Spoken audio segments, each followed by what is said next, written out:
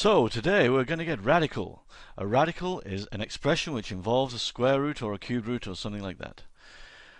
A really useful skill is to know the approximations of the obvious smaller radicals such as 2, 3, 5 and 6. So please try to learn these estimates.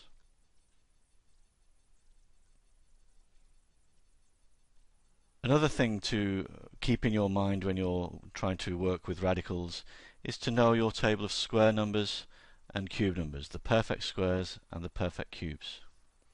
You really should know all the square numbers at least up to 100 and the cube numbers probably at least up to 6 cubed 216. You really should know these. A particular question that is often asked is how to estimate a decimal approximation to a radical. For instance, how do you find out roughly what the square root of 40 is?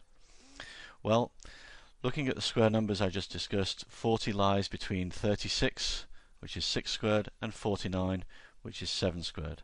So, square root of 40 will be somewhere between 6 and 7. But can we be more precise than that? Well, yes we can. 36 to 49 is an interval of 13. 36 to 40 is an interval of 4. So if it were linear, we'd need to go 4/13 of the way through the interval. As it turns out, it's not linear, but this approach does give really good estimates. Now, do you happen to know what 4/13 is as a decimal? I certainly don't.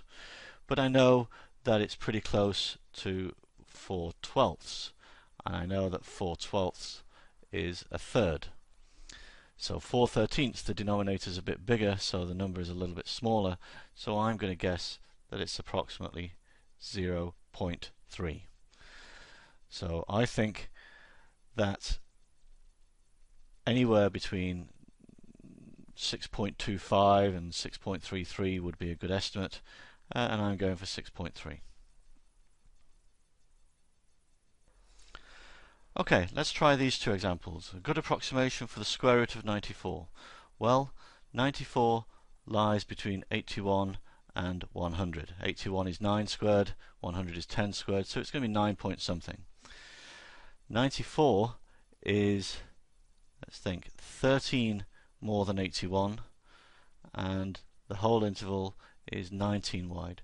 So I need to go 13/19 of the way through the interval. So I need to find a fraction close to 13/19, which I do know, and I think 14/20 would be pretty close. And 14/20 is of course 0.7, so I estimate that the square root of 94 is around 9.7. It also works for cube roots. Needs a little bit more thought, but it's basically the same procedure. Looking at the cubed numbers, 5 cubed is 125, and I know that 6 cubed is 216, so my 150 will sit between these two numbers, so it's going to be 5 point something certainly.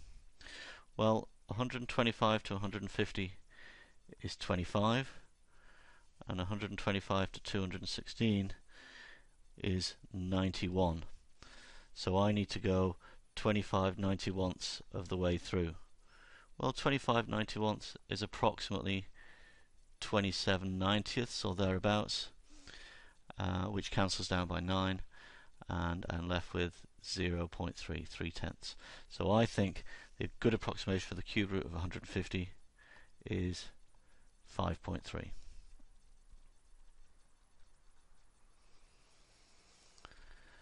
Finally, something for you to try for yourself.